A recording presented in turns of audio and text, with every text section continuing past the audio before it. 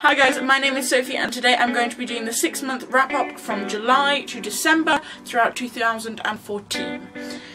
So if you were with me back in June or you've gone through my videos and had a look at some of the older stuff, you'll know that I did a 6-month wrap-up of January to June at the end of June last year, and now I'm going to talk about the books that I read after that. There's actually more in this than there was in the last video, which I will link in the description below. So I'm going to kind of just get straight on with it because it's a lot of books to cover and not much time. So, the 50th book that I read this year was The Knife of Never Letting Go. I don't own a copy, so I'm going to put a lovely picture here. Book 51 of the year was Vampire Academy by Rochelle Mead. This is the start of the Vampire Academy series. The 52nd book of the year was If I Stay by Gail Foreman.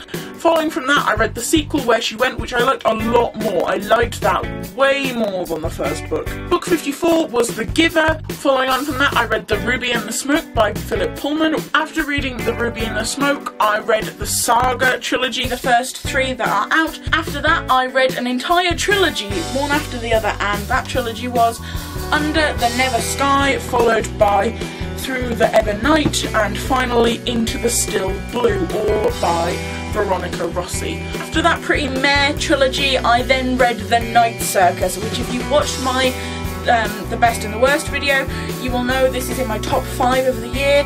This book was so beautiful, so good. I fell in love with it, just like if I could marry a book. To be honest, if I could marry a book, there would be a long line of books that I want to marry, but this would be in it. I then reread a book called Holes by Louis Satcher. I then moved on to Miss Peregrine's Home for Peculiar Children by Ransom Riggs. After that, I read Landline by Rainbow Rowell. Then read Frostbite, the second Vampire Academy's book. Following on from that, I reread Anna and the French Kiss and Lola and the Boy Next Door in the lead up to Lola and the Happily Ever After. I then read the first book in the trilogy that if you've ever seen a Witty Novels video, you must have read, you must have heard about it. It's Shatter Me. I then read Panic by Lauren Oliver. This is a standalone book by her about a town in which all of the teenagers play this really, really fucking dangerous game called Panic, and if you win the game, you get like all of the monies. And I read a graphic novel called The Gigantic Beard That Was Evil. After that, I read Amy and Roger's Epic Detour by Morgan Madsen, which was a kind of a cutesy, romantic YA comedy thing. It's like a rom-com in a book. I then read Throne of Glass by Sarah J. Maas. I then read the first book in the Percy Jackson series, Percy Jackson and the Lightning Thief.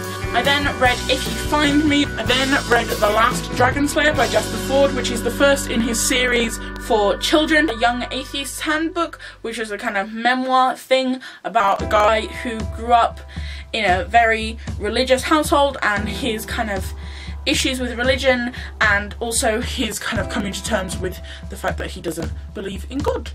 Book 80 was another Meg Rossoff book, and it was Picture Me Gone. Book 81 was Homage to Catalonia by George Orwell. I've talked about this book so often, I'm not even going to get into it. George Orwell, he's flawless, read it, go. Book 82 was Rumble by Ellen Hopkins. I then read The Iron Trial by Cassandra Clare and Holly Black. I read To All the Boys I've Loved Before by Jenny Han. I then read the third book in the Vampire Academy. I then read Afterworlds by Scott Westerfeld. I then read the second worst book of the year, It's Black Eyes. Following that, I read Anna Dressed in Blood by Kendare Blake. Books 89 and 90 were the Boxers and Saints hardback duology thing. I then read Abandon, which I won in a Tumblr giveaway. It's the first book in a trilogy of the Persephone story retold by Meg Cabot. I then read The Sound, then read my favourite book of the year, The Bicentennial Man. It's like 60 pages long, you should go and read it, it's flawless, it's by Isaac Asimov. Go now. After that, I read The Bane Chronicles by Cassandra Clare. I then read She Is Not Invisible by Marcus Sedgwick. I then read another Meg Rossoff book called What I Was. Following on from that, I read A Long Way Down by Nick Hornby, which I really enjoyed. It dealt with suicide and depression in a really good and interesting way. The movie, not so much. That came December, and the Harry Xmas to You campaign, read along, watch along thing. And I read The Philosopher's Stone.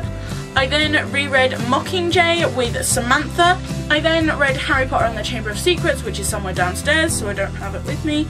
On to the last 3, and the first of those is Let It Snow, which I buddy read with Samantha and with Michaela, and I really enjoyed this. I think the first one was my favourite story, the second two were not as good, which is disappointing from John Green, but I still enjoyed the book. Following on from that, I read My True Love Gave to Me, which is a collection of short Christmas stories, and the last book of the year, which I'm so glad this was the last book of the year because it was flawless, it was beautiful, Hyperbole and a Half by Ali Bosch. So I completed my reading goal of the year, which was to read 104 books. I actually read 105. It was a great reading year. It was great. I loved it. I can't tell if part of the reason I read so much this year was because I was doing booktube and therefore I felt like people were paying attention, so I needed to read properly, but whatever it was really enjoyable. I have decided this year that I'm not going to do like 6-month wrap-up because they take far too long, so I'm going to try and get into the habit of doing like monthly wrap-ups, but you know how I am with like keeping to a schedule with videos, so it might not happen. But anyway, thank you guys for watching and Happy New Year, and I will see you on Thursday with a video because it's my birthday on Thursday and I'm gonna be a grown-up. Bye guys.